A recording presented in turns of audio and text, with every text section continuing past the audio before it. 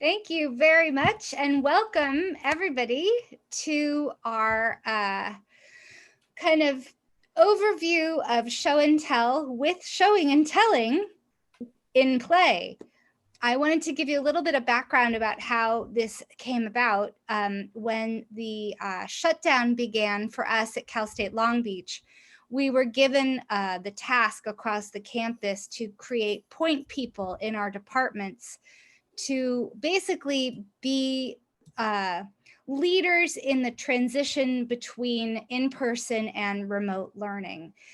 In our library, we have 19 librarians. The other departments on campus, obviously, lots of them are a lot bigger. They had a lot more people as point people, but 4 of us, 5 of us, I don't know, a handful of us rose to the challenge. And in discussions about what our librarians were interested in learning about and using to move forward in online instruction, one of our, some of you might know her, Kelly Janicek, suggested we do something like a show and tell, and that was the phrase she used. And I said, we can take that on board, we can do that. So I was the leader of the point people, I still am, and I thought, you know, what we really need now is not like these hardcore professional development demonstrations. What we really need is communication and conversation. Everybody's stressed out. You know, this was at the beginning of the summer. Everybody was really working hard to figure out what they were going to do. Some librarians had never even contemplated teaching online. And I just thought, it's about the technology, but it's about us coming together as a group. And we've always been decently good at communication, but this was like we all know it was a really stressful time. So the thing that I want to advocate for in our presentation of how Nicolette and I basically run a show and tell is that it's almost entirely about care and community. It's not, I mean, we definitely prep for it. We have ideas that we want to share. We take requests. We do our own investigation about how to do something. We've already done about 10 or 15, I don't know, somewhere between 10 and 15 of these at our college, at our university. 5 of them were on Zoom alone because people were like, oh, I still don't get it. I still don't understand. And I'm like, let's do it again. Let's not worry about it. We're just going to do it again. We're going to practice together. We're going to make mistakes together. There's a lot of talking over each other. There's a lot of sidebar conversations. These show and tells usually begin with 15 or 20 minutes of how's it going? How's everybody feeling? Was anything stressful happening? There's a lot of laughter that comes up. We definitely share anecdotes of ourselves and our families and what's basically just going on. So if you can imagine this virtual space for your show and tell as a space where your colleagues, who might not all get along when you're in person together, a space for everybody to come together and just sort of chill out and learn something together, get confused together, make mistakes together, and really advocate for that sense of community. That's what we're about. That's what we have to offer today. And you are going to, we have things to show you, but the way that we manage it, I mean, I've never done it with so many people, most of the time we've gotten I think our max was 15 people because the librarians can drop in and out as they choose. But I think it's absolutely doable. And if you can just consider elements of the ethics of care in your approach rather than professional development, you'll have taken away what we have to offer today. Now, with that in mind, I'm going to turn it over to Nicolette, who's our first person showing and telling. And she is going to talk about this wonderful approach to active learning that she developed on her own creative thinking, that is using Google Slides in a Zoom to encourage students to get into breakout rooms and work on their own as they might have done in person in small groups. Nicolette, take it away. Hi everybody, I'm Nicolette. Thank you for having me here today. I feel like when I started doing online instruction, I heard a lot of my colleagues and people on Twitter that were talking about online instruction, that a major issue was breakout rooms. Like breakout rooms can be really useful, but it was difficult for a lot of people to get students to participate in breakout rooms. Like what's the best way to navigate that? So I was trying to figure out a way to make breakout rooms a little bit more engaging, to kind of encourage more student participation, because there was a lot of horror stories of instructors who go into the different breakout rooms and there's just students in there like doing nothing, you know, not really participating or answering the questions with their screens off and everybody's all muted. So I'm kind of trying to mitigate that problem. And so although these ideas, I did put them on the Google Slides was kind of my idea, but some of these ideas I took from Twitter, actually. People that were tweeting about how they were doing breakout rooms and things like that. So I utilized Google Slides, and I'm going to explain this activity to you all. So I'm going to explain it to you like I would explain it to students. I have a class. It's kind of an introduction to business communication class, where I have to teach 28 different sections of that class within like a month time span. So I wanted to figure out a way for students to be, the way that I usually teach in person is very interactive. So I have students searching the databases on their own, using their own research questions, and presenting their findings to the class in person. So I kind of wanted to recreate that a little bit, but it's difficult on Zoom. So what I did, and this is something that you can adapt because this is just a very basic database intro to business communications class. So there's nothing like complicated about it. So what I do is I do a Zoom escape room using Google Slides. And I'm going to share the link right here with you all so you can see an example of this. And the link that I'm sharing with you to share you the escape room, it's actually filled out. So this is an example of students who have filled out this Zoom escape room. So I'm going to put it in the link, and I'm going to put it in the chat. Everyone can go to that link.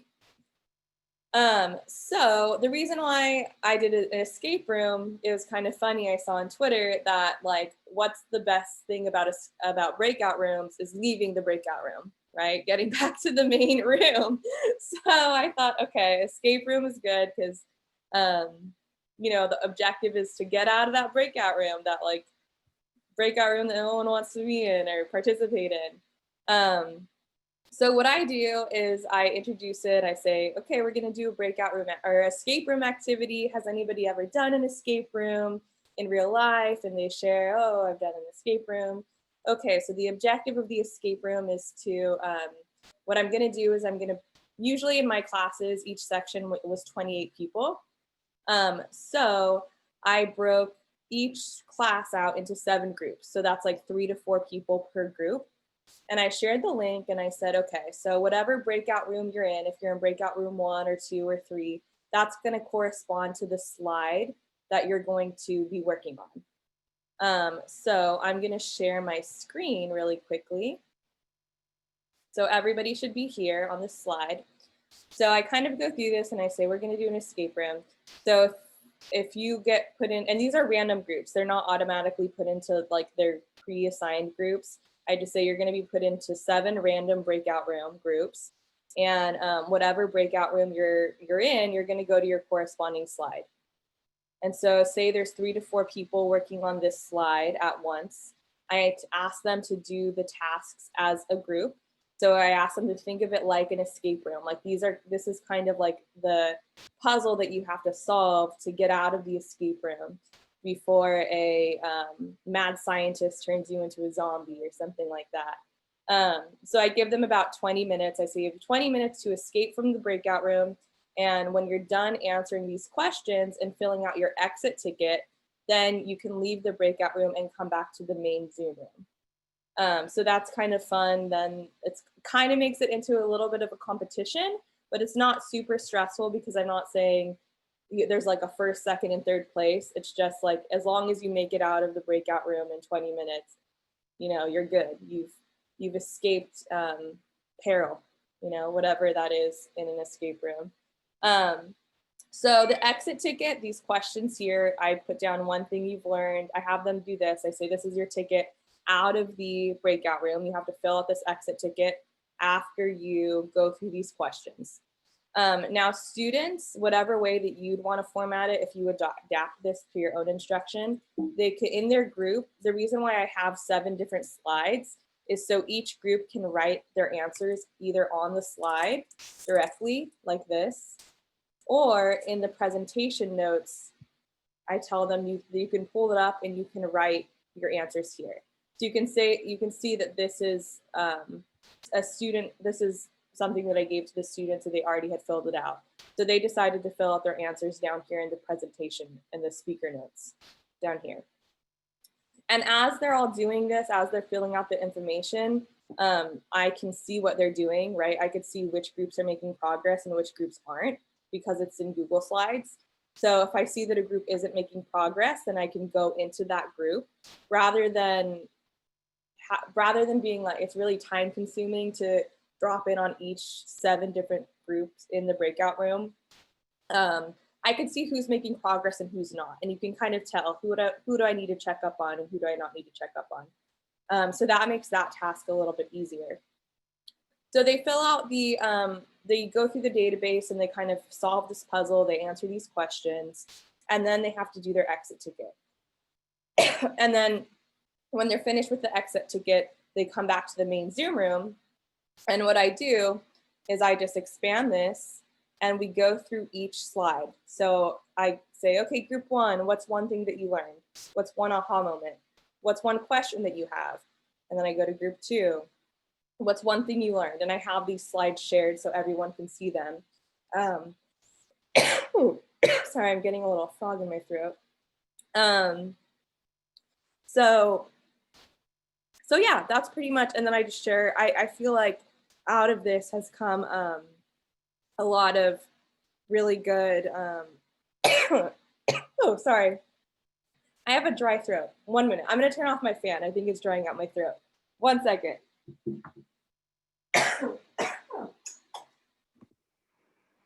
This is how it really works, by the way. Yeah, it is. There's a lot of starts and goes. There's a lot of starts and stops. I forgot to turn off my ceiling fan, and for some reason, when it's on, it dries out my throat when I'm talking. All right, so that's, yeah, usually how it goes in the show and tell. Sometimes we have a little hiccups here and there. So yeah, I have them, usually I find that going through the questions, answering the questions, students usually, if one student has a question, usually more than that, usually everyone has a similar question. So it really helps just going over the research process. That's pretty much all I have to say about the escape room. Does anybody have questions?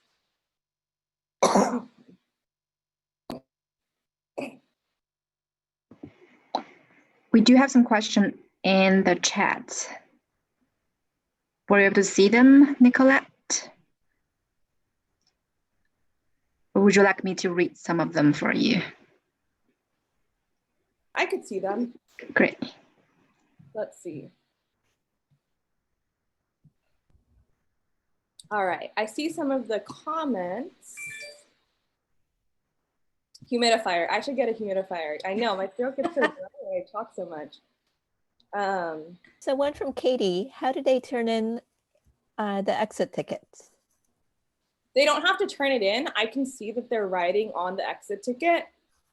And then when they come back to the main Zoom room, I could see that they've done the exit ticket because I could see the slides as they're working on them.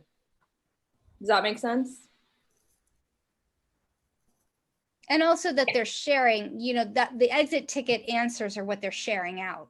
So when they come back, when they escape the rooms and they all come back to the main room, the next part of the exercise is to go through the answers on the exit tickets. So they've done all the data, right? They've done the exercise. The exit tickets are more holistic. What did you learn? What was a question, etc.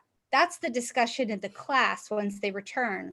The really neat thing that I think Nicolette has done so nicely here, as somebody commented, is that they've put their answers in the presentation notes, they all have this link, so they can go back and look at everybody's slides. Again, they can look at their own slides to see what they did in the class. If they want to use those resources again, they can look at the other students' slides. So I think that's a really cool thing. And just as a note, I'm noticing a question that came through. Yeah, everybody has to come back. They have 20 minutes to do the exercise. They come back, whether they've finished it or not. You know, they break out or they don't, and then they get shunted back. And then the discussion as the whole class takes place in relation to their answers on the exit ticket. So one from Darla, oh, sorry. Yeah, go ahead, Angela. One from Darla, this is 100% of the students learning in Zoom. Yes. That's correct, okay. And then another one, how do you encourage students to participate rather than sitting idly and ignoring the activity? Nicolette, tell them about your assigned tasks. Oh, hold on. Trying to get, I'm still having this problem. I find that students, with the breakout room setup, I haven't had any issues with students not participating. So I feel like they kind of just like naturally, with the escape room idea, because it's kind of like a competition, they kind of, I don't know, instinctively, like they just kind of go with it. I haven't had problems with students not participating. When as before, when I kind of just like broke them out into breakout rooms without the escape room context, they kind of just like didn't engage. But for some reason with the escape room context and with like the goal of breaking out of the escape room, I haven't had many groups that didn't want to participate. And I do have, I do ask students, I asked one student to be a scribe and one student to share their screen with the database so that they could go through it as a group.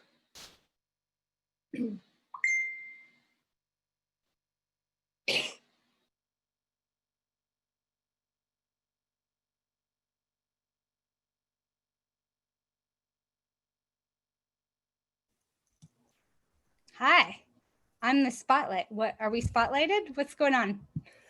I'm trying to make you more visible to the audience. Oh, okay. Here's another question.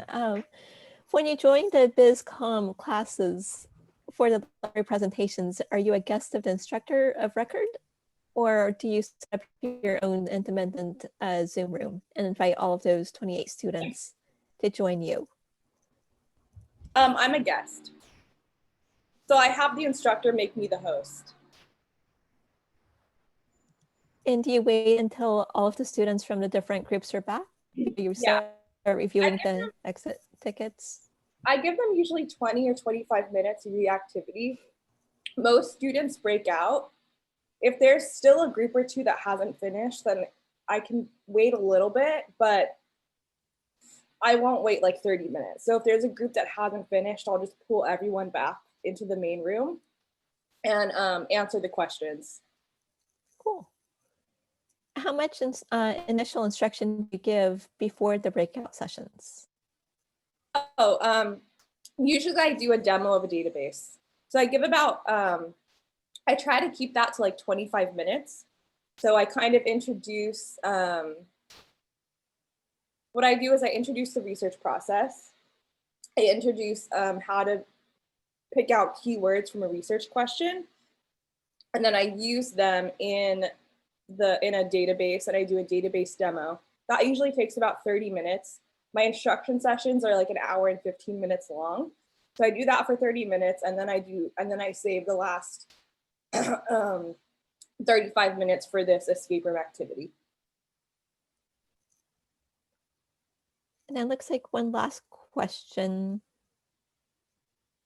is, can breakout rooms be timed, or is it a broadcast message, or is a broadcast message needed when countdown begins? I usually do a broadcast message. I usually do like cute little things. Like I'll say 10 more minutes until a zombie turns you into a, or until a mad scientist turns into a zombie. 5 more minutes until lava seeps through the floor and consumes you, you know? So like, because that's usually in an escape room, if you don't escape, something weird happens where like, I did an escape room once in real life where like, if you didn't escape in time, the room would like fill up with gas and everyone would perish, you know? So it's like a little bit bleak, but you can make it fun. So I say like, one of my things is like 5 more minutes until a clown turns you into a balloon animal. So it's not as like bleak, you know, you can figure out what your fun little like consequences. But yeah, I don't time the breakout rooms. I usually just broadcast message 10 minutes, 5 minutes, 3 minutes. I think that's it for the questions. Yeah. What's this?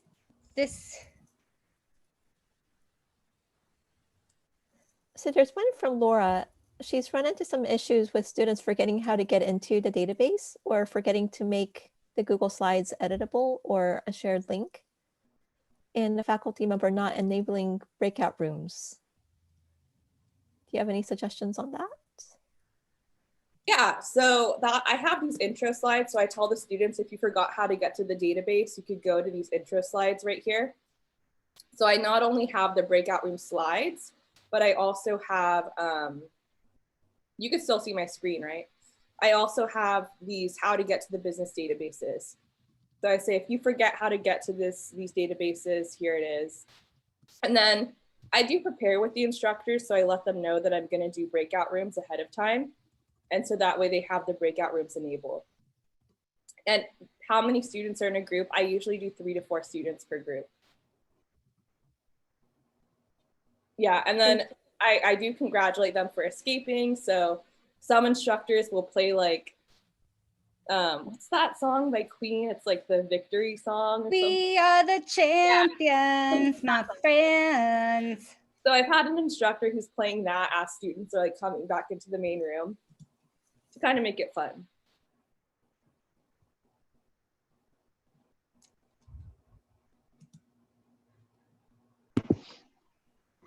If students return early, what I usually do is, to be honest, I haven't had students that have returned too early. It's usually like 5 minutes. But usually what I do is I start answering their questions. So I'll still answer their questions in the main Zoom room, but I'll ask them more like detailed questions, like how did your search go? And like, did you like the database? Instead of just the questions on the exit ticket, I'll just go over, you know, just kind of casually talk to them about the more detailed answers that they gave down here, instead of just the exit ticket, if that makes sense. And there's one last question asking how many students are there in one group? Usually 3 to 4.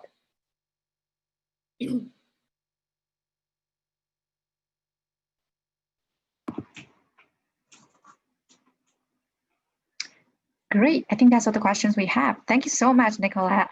This is amazing. Thank you. Sorry about my throat. I don't know what's going on. No, drink more water.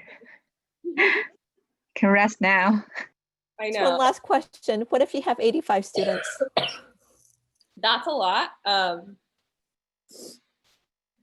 haven't really figured out how to be honest, how to do an engaging, like interactive, active learning kind of thing with 85 students.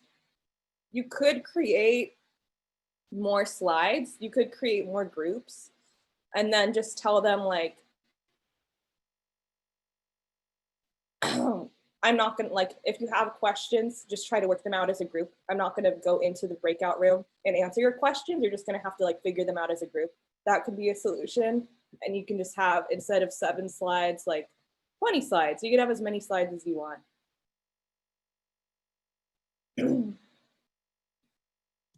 And it could be for a bigger group. I mean, we were going to do polls next, so maybe for a bigger group, polls might work out better to have them actively engaged, but not separated out into smaller groups. More like you do in a when you have an auditorium, right? Because polls can be used a little bit like clickers. Yeah, that's a great transition. Hey. So do we have time? I mean, polls don't take very long, mostly because you need to be the host with the most to do them. Dig and Angela, do we have time to just sum up on polls? Yeah, let's go for it. Definitely. Yeah, go for it. I'm going to spotlight you, by the way. Oh, okay. Oh my God. Wait, now I gotta get out of that for myself. Hang on 1 second. Now I am spotlighted. So I'm gonna share my screen. Oh, the first thing I wanna say about polls is that you need to be the host to design them. Whether you do them in advance or you do them on the fly, you need to be the person who created the Zoom. And I learned that because of what Zoom told me and through very hard experiences of failure. So first I'm going to put in the chat the link to the official Zoom explanation for how to use polls. So this is the step-by-step in the Zoom. And we've created a Zoom for you today. I had Angela do it because she was the one who set up this meeting. But if you are a co-host or you are made the host, you are able to launch the poll. So let's say you're working with somebody else, or you have your teacher, there's an instructor working with you, and you are doing some kind of presentation and you'd like somebody else to have the task of launching the poll, then you can entirely do that. They can be host or co-host and be able to do that. So I'm going to be able to launch the poll right now. On your black ribbon where it gives you the options for security and participants and chat, if you have the options to launch the poll, you will see a poll icon. I'll do that right now. And it comes up and then it says, do you want to launch this poll? And you say, yes, please. So I'm going to launch the poll for those of you who have ever done this before. It's 3 questions and I can see how many of you are seeing it and how many of you have voted right now. Right. Okay, excellent. So now I'm getting it now 10, 11, 12. I cannot see who you are. And when you set up the poll, you can also select a box that says anonymous, such that this data will not be recorded with names. Now at Cal State Long Beach, that's a big deal because we can't collect names.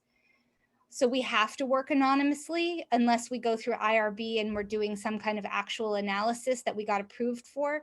So if we're going to do polls in a class, we always have to select anonymous because the data that you guys are entering right now is going to Angela's Zoom account. She is only the one who's able to access it. So whoever made the meeting will also have control of the poll data. Now, why does that matter? In a case like this, it doesn't, right? But if you're polling them for a bigger reason or you're wanting to do analysis later on how your students are doing, you need to know that the person who made the meeting is the person who controls the poll data. So I've got 64 out of 77. Come on. You know, that's what you're doing, right? You're like, everybody's got to vote. Some people be like, I don't care about dessert. Fine, make a vote anyway. Then I can end the polling before or after the number of people have voted. So right now, this is a little bit of a frightening example because of what's going on today, but we're at 90%. I've got 5 left. Maybe they've walked away. 93% coming up. So you can see, like, you can either compel people to continue or you can just end it. You can say, well, I'm like the AP right now, 93% of the vote, I'm going to call it. I end the polling. Now I see the results and I can share them. And I select share results, and now you guys should be able to see the results.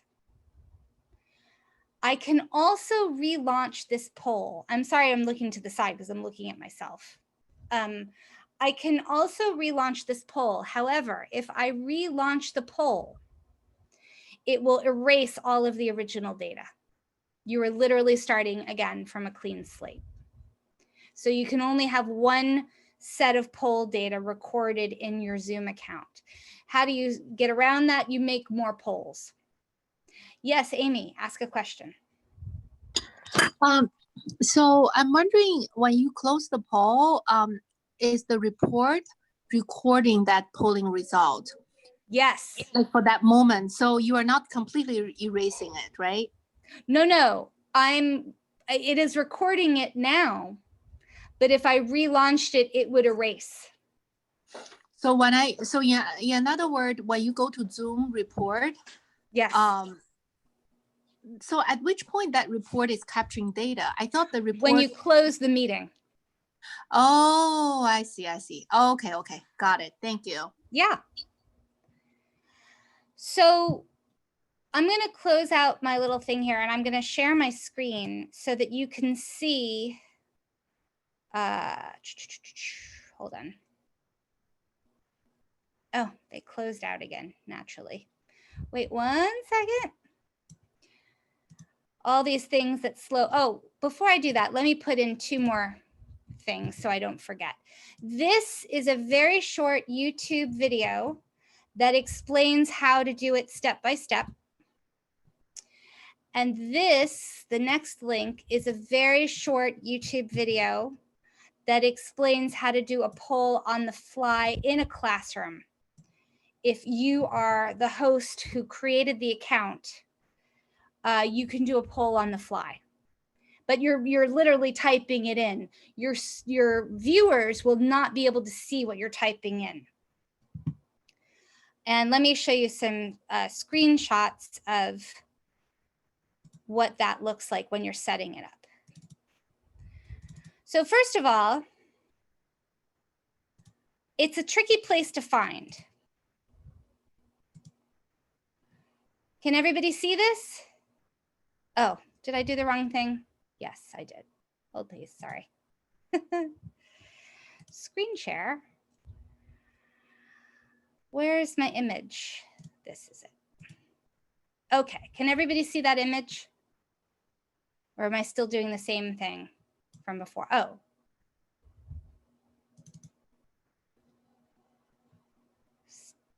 Hold on, I'm sorry. I don't know why I can't find it. My screen is too big, if you can believe that. Ooh. This is a good example of how I had things prepared and they didn't work out too well. Ah, here we go. Okay. So this is where you get to it. And naturally, Zoom is so hot to trot on white space that it's very hard to like notice stuff. It's a design choice that I really hate. Happens in a lot of different software. I have gone to my meetings. Can everybody see this? Okay, I'll make it a little bigger. I've gone to my meetings and I've chosen a meeting. I've selected the title of the meeting and it has brought me into managing the meeting itself. And then as I go down here at the very bottom, it's very empty and it says you have not created any poll yet. And on the very, very right-hand side, it says add. So in this very innocuous space is where this happens. Now, how do you get your Zoom account such that you can actually have this option in polls? That's in the YouTube videos and in the Zoom documents. You have to make sure your account is set to offer polls.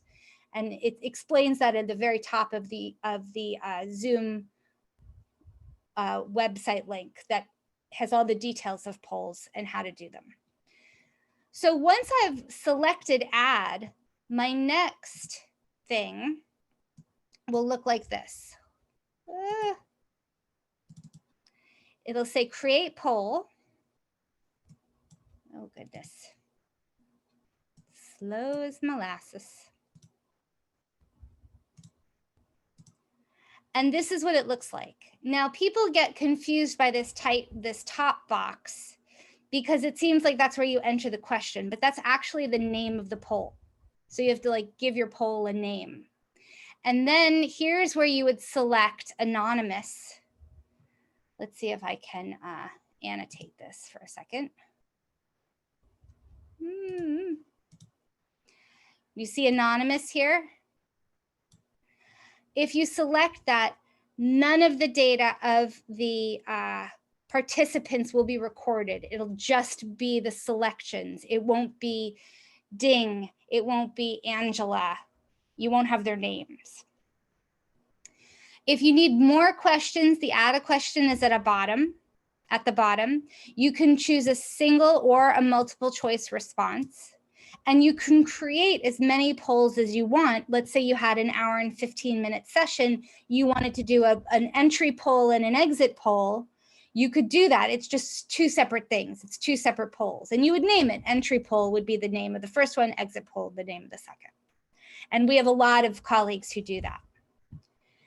Finally, the last image I wanted to show you is where you collect the poll. And that's back in your Zoom account. So as Amy asked, where does this end up? Once we close this meeting, Angela will have it in her Zoom account, and she can go to where the polls are and she can download this data. It downloads as CSV and Excel files.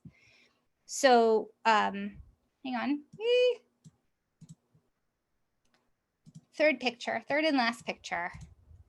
Where do I collect the poll? And again, it's in this kind of complicated little area that seems like, oh, it's so obvious, but it's not. So to collect the poll, you're in your Zoom account. You go to reports, usage reports, and then the meeting report. It's going to default to registration. You need to select poll and then generate. And then you select that, you generate it, and it'll pop up. Do you want to save this as an Excel sheet? Now, this is great if you're analyzing your own data, right? Like, let's say you don't have an intention to write a paper about it, but you're really curious to see if your students, if the people in your environments are learning from the beginning of your session to the end of your session. So you can do an entrance and an exit poll, or you just want them to make decisions as they're going along using resources. You want to see if they're getting it. Like, are they getting it at 20 minutes? Are they getting it at 40 minutes? You can make separate polls. And then you have that data. With or without their names, you can still make an assessment for yourself about how your teaching is going.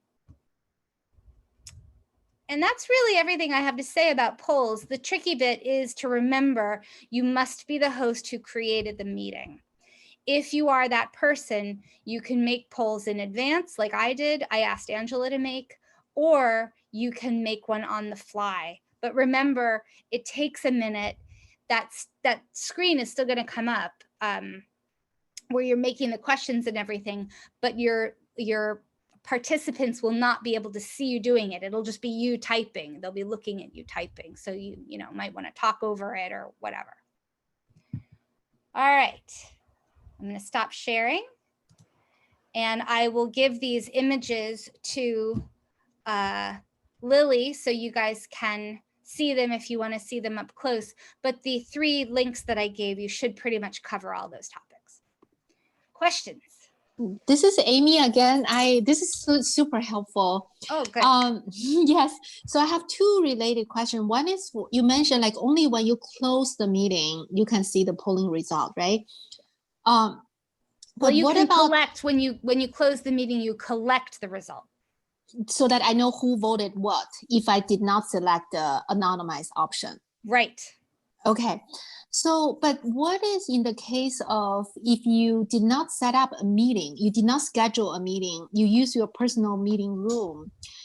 So in that case, you never close the meeting because. Yeah, but you do because you end the meeting.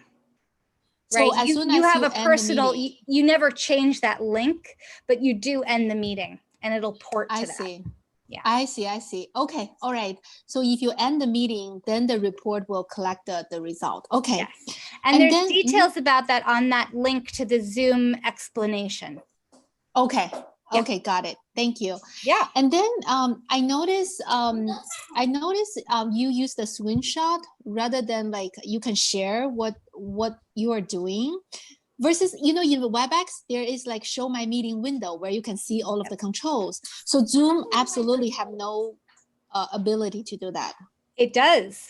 However, you can't do it with polls. If I had the power to make a poll, you would not see me making it. I see. And that was the problem we ran into when we did the show and tell about this the first time. We didn't know that. So I was like, oh, we'll just make a poll and I'll share my screen as I'm doing it. You can't see it. That's why I did the screenshots. I see. Would you elaborate on that a little bit on how to share the control bar? Because I wasn't able to figure it out. Like, like where you can mute, because sometimes I want to show people how to do other things that I want to show them. You go to video and click on virtual background or video settings. Oh, yeah. Yeah. I know this is not polling related, but this is point. I just want to point out, this is how show and tell works, at least the way we do. Oh yeah, you're off topic, you're answering questions, you're solving problems, you're talking about your favorite cheese. Yes.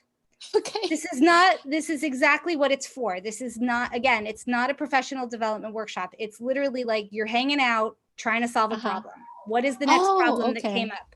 That's the structure of show and tell. So you really, you jump in, you ask questions, you change the subject. Oh, okay, great. This is my first time. I'm really enjoying. Oh yeah, well this is, what we're really showcasing today is the show and tell structure that we'd like you guys to feel empowered to do, that you don't have to have everything so formal. That was what we learned. I see. That we're just sharing, we're problem solving together. So your question is, what would you like me to demonstrate for you? So how do you, like when you share your screen, right now it's only share the browser or application, right? I want to see your Zoom window basically is like, I want to, like, for example, if I want to show people from Zoom that like you need to go to video settings, click on the virtual desktop. I don't know how. You mean in Zoom? In Zoom. You mean you want to show your zooming in Zoom, like Meta? Yes. I don't know how to do that. I don't know if you can do that. Because when we were doing it, when we were teaching each other how to use Zoom together in our 4 Zoom sessions, we had to really allow for the fact that people had different Zoom screens. So they were using different laptops. Some were on a Mac, some were on a PC, some were on the website, some had opened the app. So I just tried to describe where they're looking, right? I see. I call it the black ribbon or the black bar. Yes. And you want to go down to the icon on the far left. That's how you did. Okay. And there's a stop video icon and there's a tiny caret. And then you select that tiny caret and you should see the option to choose your virtual background. I see.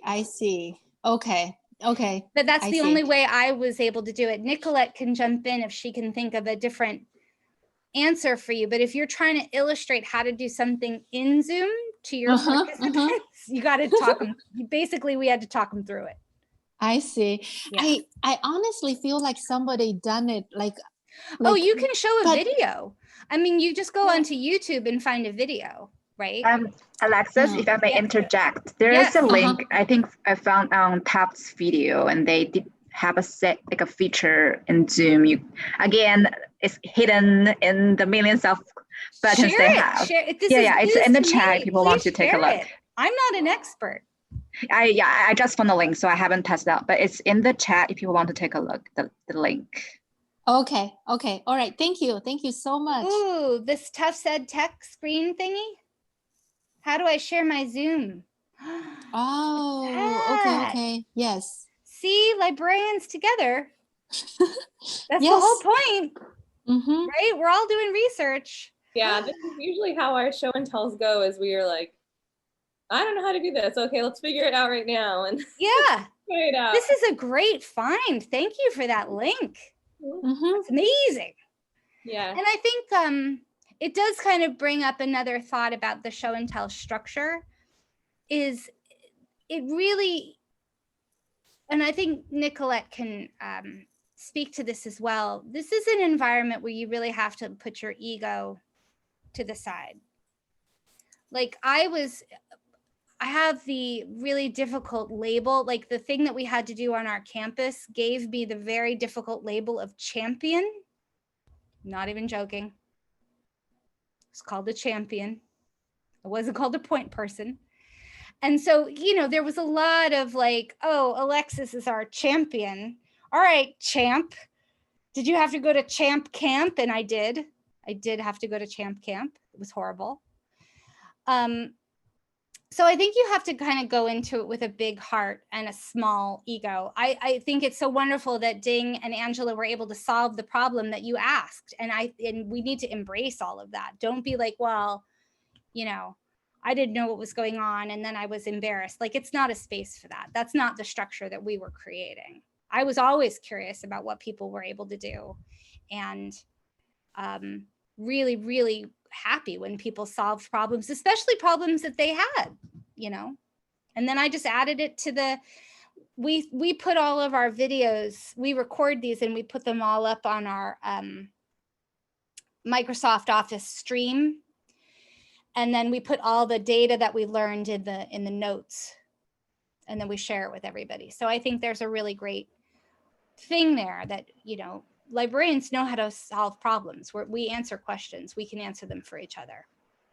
So I'm glad that was a great example of how I didn't know what was going on, and one of our participants solved the problem. Thank you so much, Alexis. People were asking about if they can save the chat. When we stop the recording, we'll be making sure to save the chat for you as well. But are there any other questions? This is great. You're so inspiring. Yeah. Go ahead. Yes, this is really great. I have another question regarding saving the chat. I know we can save the chat on laptop or computer in Zoom easily, but I don't see that option in cell phone, on the cell phone, right? Like, so on cell phone, you cannot save the chat. Is that the case? Let's Google it. You know, yeah, it's, I feel this is a good environment. Like, I can ask all of these questions. Yes, that's exactly right. That's exactly what it's for.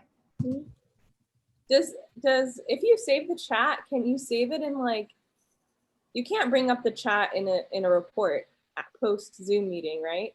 If you record the Zoom, the chat comes as its own text file. Okay. So we will all have access to the chat because they can give it to us. But you can also download the chat. Any one of us can download the chat vis-a-vis the little 3 dots on the lower right-hand side of where you would type your message to everyone. If you select that and it says more. Save chat. Yeah, it should give you a save chat option. So everybody has the opportunity to do that. I don't know if everybody knows this, but these chats, even if you do a private chat, all of that is recorded. So if your participants are privately chatting to each other, which happens with students with us, you know, and they're like being mean-spirited, we have a record of all of that. So, you know, keep that in mind if you have, you know, a group of people that you feel like might, we've had issues when we do Padlet and whiteboard with students, like writing difficult things and, you know, being inappropriate, and they can do the same in chat. So if you warn them ahead of time, you know, this is all going on the record. You can try to privately chat with each other, but you'd be better off texting because I got a record of it now. But that's only if you record the session. Yeah, but it's also, I think if you can, I think you can also download it. I want to say that the host has all those privileges. You can also prevent people from chatting privately when you set up the meeting, which is helpful sometimes. Let me see what I get from Ken. Save Zoom chat on cell phone.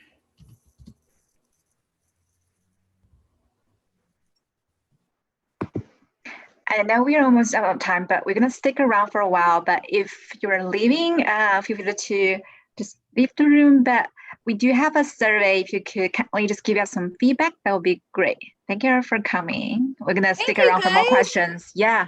It looks like a lot of people have questions about Zoom and cell phones, so maybe we could have another show and tell about how to work Zoom on a mobile device. I just put a link in the chat that's straight from Zoom about the chat itself, saving in chat meetings. And so we can look that over and maybe that might answer some of our main questions. The details though might not come up. We don't have to do a little bit of a deeper dive.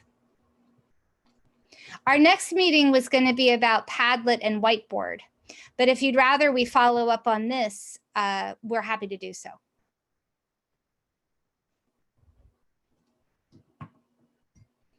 We can take a poll. Sorry. The jokes don't get better. That's what I tell my students. The jokes don't improve.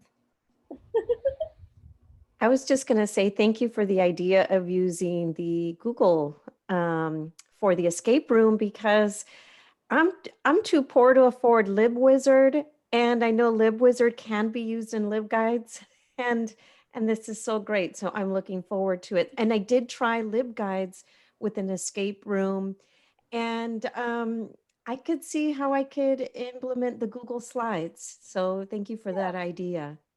Yeah, that's great. I'm so happy that it could help anyone. And I was kind of my throat was kind of hurting before when you guys were asking questions, but to get students to really engage with that, the escape room really works well, just the concept.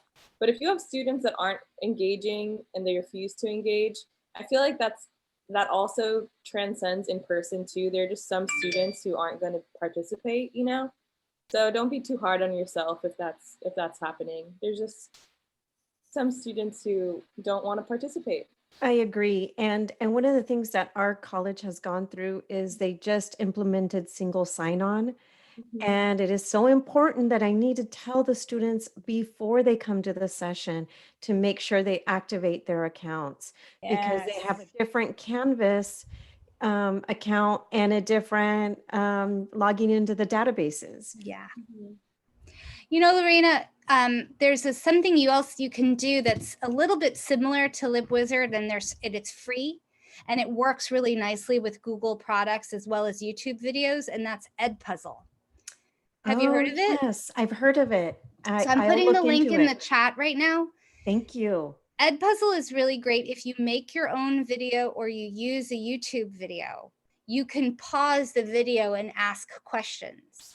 So you could make a tutorial about how to sign in and pause and say, this is where you do it really easily. And it works in a very similar way to what LibWizard's capabilities are and like why you would want a LibWizard for a quiz. Mm-hmm. Thank you. It's easy to use. I've tried it. It's not a steep learning curve, and it's free.